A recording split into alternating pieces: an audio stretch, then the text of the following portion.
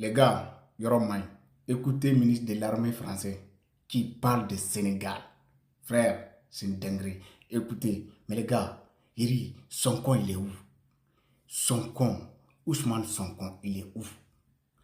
Pendant il était en opposition, les gars, il faisait tous ses discours en français. Avec tous ses discours ironiques, il s'est montré comme un panafricain. Vous voyez les gars, les hommes politiciens, les politiciens sénégalais, comment ils sont traités dès qu'ils arrivent au pouvoir et font tous leurs discours maintenant en Wolof pour ne pas qu'on comprenne.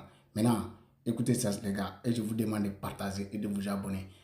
Écoutez ça, vous allez comprendre que c'est ces gens-là qui sont derrière les terreaux pour venir piller nos richesses. Écoutez les gars, c'est une dinguerie. Le Sénégal, par exemple, qui est un pays qui va devenir producteur d'hydrocarbures sous peu, qui va donc être exposé à des risques terroristes importants. Le Sénégal, par exemple, qui est un pays qui va devenir producteur d'hydrocarbures sous peu, qui va donc être exposé à des risques terroristes importants. Le Sénégal, par exemple, qui est un pays qui va devenir producteur d'hydrocarbures sous peu, qui va donc être exposé à des risques terroristes importants. Soit on fait à leur côté, soit on fait à leur place, c'est pas à l'ordre du jour, soit on leur permet de faire. Et si on leur permet de faire, il y a évidemment un niveau d'équipement qu'il faut atteindre.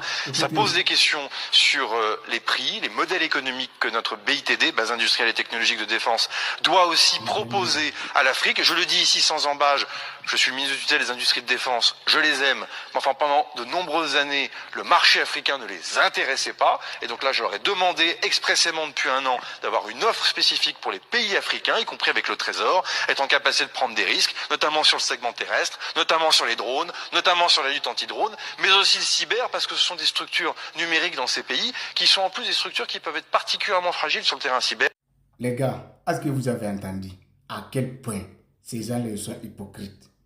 Il dit que les entreprises françaises, que le marché africain, ça ne les intéresse pas. Les gars, vous imaginez le dinguerie? C'est-à-dire que le premier combat aujourd'hui par le gouvernement français, c'est de récupérer les marchés africains. Et matin, midi, soir, et plaire au nom de Wagner. Et c'est eux qui viennent nous dire ce genre de propos. Ils n'ont même pas honte, frère. C'est ça qui est grave. Vous voyez? Non, c'est grave. Les gars, abonnez-vous et partagez cette vidéo. Donc les Sénégalais, vous voyez, tout ce qui se passe au Sénégal, ça se décide au Parlement français. C'est ça qui est la vérité. Il faut que vous compreniez ça. Comme vous faites révolution, la France et les États-Unis, ils viennent et prennent votre révolution en otage. Parce que c'est les États-Unis qui est derrière Sonko.